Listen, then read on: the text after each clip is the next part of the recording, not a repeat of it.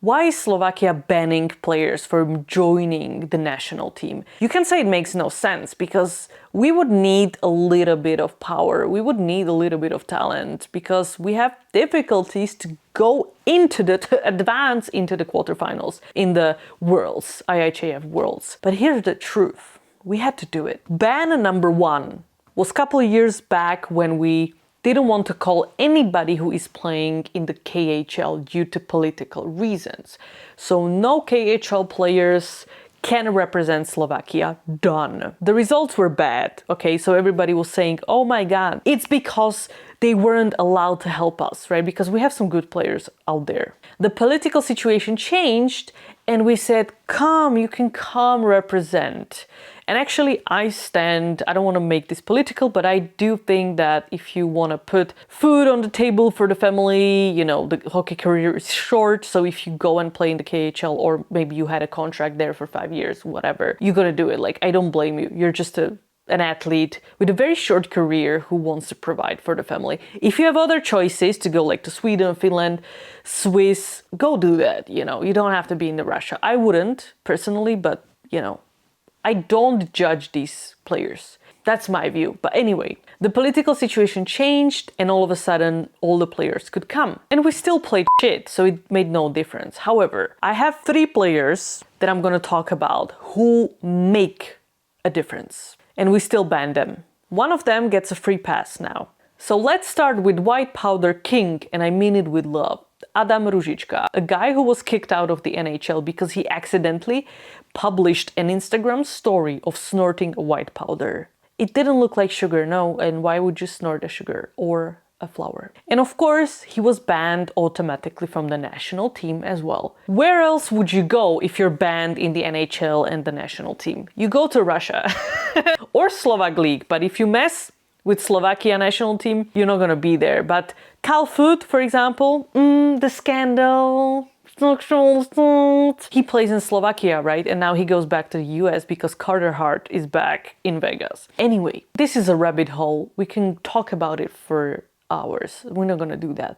Back to the topic. He went to the KHL. He was banned from IIHF, all that stuff. He actually, of course, regrets what he was doing. A lot of people said that they're not even they're not even surprised about the cocaine. A lot of players are doing it in other leagues, blah, blah, blah. So he went through a program. He wants to do like a campaign about drugs for young people. Why not to do it? And like, it seems like it's working because he had a really good season last year. He put up 45 points in 65 games, which I think it's pretty damn good for the KHL. Plus, an impressive 12 points in 12 playoff games. We need a player who can decide the game when it matters. Basically the opposite of Tomáš Tatar, who only scores, that's a joke, who only scores when it's 5-0. No, that's a joke. But it's a tease. So far this season, he has 26 points in 30 games with Spartak Moscow. That's insanely good. We need him. So, after he got banned for the national team at the IIHF, Miro Šatan reconsidered, and Vladimir Orsak, who is our new head coach as well. So they called him and they talked to him, and it's very open. He wants to come and they want him to come. So he's gonna be back representing. And to be honest, again, I'm not judgmental. Also, I'm a Christian, so, you know, forgiveness. I'm not judgmental because, as Miro Šatan put it, there's a difference, right? Because Adam Ružička screwed himself. He didn't screw the national team, he screwed himself. And the second case, which is Marian Studenic, it's the opposite. He screwed the team, not himself. So Marian Studenic is still banned from the national team. If you don't know the story, listen closely. Because I believe we lost to Germany last time, we had to qualify for the Olympics 2026, right? Embarrassing. Anyway, of course we did qualify. During the qualification, we called Marian Studenic. He's a 147th overall pick, picked by the Devils. He played in the AHL, he played a couple of games in the NHL. Wasn't like super impressive. There was potential. He had like good AHL season. He was called into the national team and he was put as a 13th forward. And his ego didn't take it well, let's put it this way. Out of nowhere, he just packed his bags, and left. And this was right before the qualification starts, right? So that's why Shatan said he screwed the team. He didn't screw himself, he screwed the team. That's the difference. So because he left the team before the qualification for the Olympics, he's not going to be playing at the Olympics, okay? But he is more than welcome to join for other tournaments in the future, as well as Olympics in 4 years. There is Studenic side of the story, which I'm going to read shortly. But I want to first say that Studenic, of course, regrets what he's done. He said he was just angry and he was tired because he went from America to Sweden. He had so much work to do with the switch. He didn't have enough time to recover, and he just went for the Olympics qualifications right away, and that was exhausting. And he was like, he had a meltdown basically, and he left, and he immediately regretted it. Miro Shatan said in the recent podcast that he doesn't want to allow... It's okay that he regrets it, that's fine, but he doesn't want to allow him to come for the Olympics because he wants to set a precedent. Because Shatan said that this is happening also in the youth categories. So when somebody comes in and he doesn't get a spot on the team, or he's not playing in the first line or whatever, he wasn't very specific, but you can imagine. They just pack their bags and leave. And Shatan said, you don't do that in the national team. You have to accept that we are building a team. We play together, different tournaments. Sometimes you cannot come. We're trying to look for the chemistry, not the best players always have to be in the first line. Not always.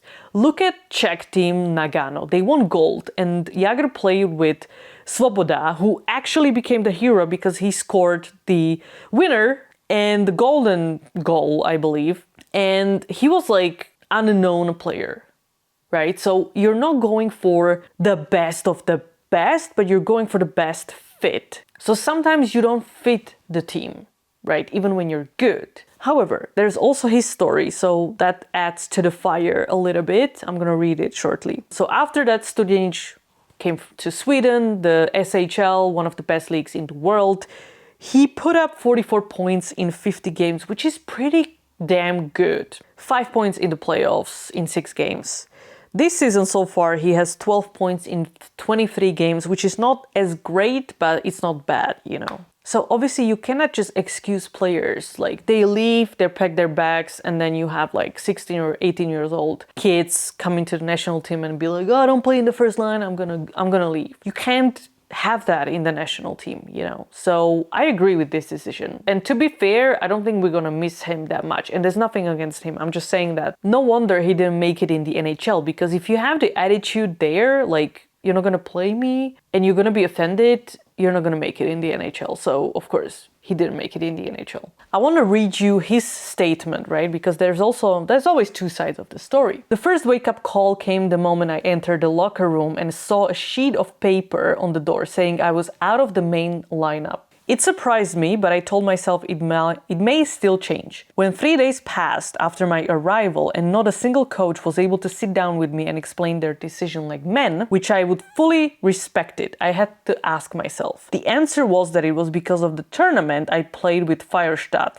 which caused me to arrive at the national team camp 1 day later. I had informed the staff about this in advance and they had no problem with it. I wasn't trying to cry my way into the lineup, but I simply would have preferred preparing for the season over sitting on the bench stands or leaning on the boards during practices or games. I fully respect the coach's decision regarding the lineup. Every single guy there deserves to play, they're great hockey players. I just felt that the spot or role they assigned to me could have gone to someone younger, someone who would at least gain national team experience, and that's why I don't understand my nomination. So that's his statement.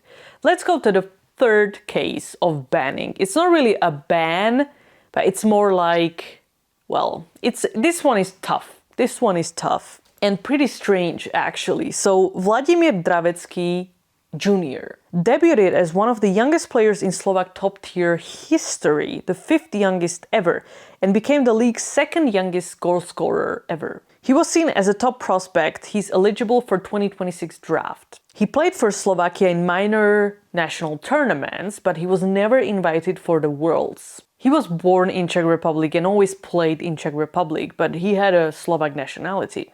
So he wanted to play for Slovakia. But because he wasn't invited to the Worlds, he decided to change the nationality and play for Czech team. Because according to his words, he said, "I didn't feel any interest from the Slovak national team to invite me or to collaborate with me or to have me there. So if they don't want me, I'm gonna go there where they want me." He is currently playing in the OHL and he has 17 points in 27 games, 4 goals and 13 assists. He got called up by the Czech U18 team for the World Championship. Finally, he got his chance. However, in 5 games, he didn't put up a single point. Meanwhile, Slovakia finished 4th, only losing the bronze medal game in overtime, which was so sad. Anyway, Czechia didn't even advance through the quarterfinals.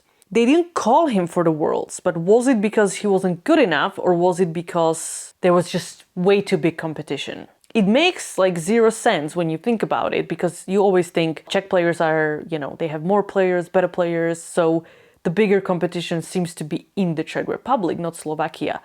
But because Slovakia finished 4th, almost getting the bronze medal, it kind of seems like they had so much better team than Czechia, and there was just, no space for him in the previous year either. Hard to say though. But Jakub Voracek said that he's an amazing player.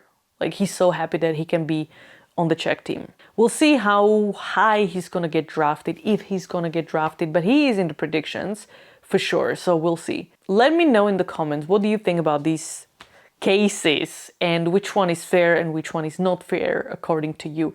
Check out the links in the description for my Substack blog, Fanatics, look at this beautiful hat, as well as NHL streaming and so on. Subscribe if you enjoy this content and you want more, and I'll see you next time.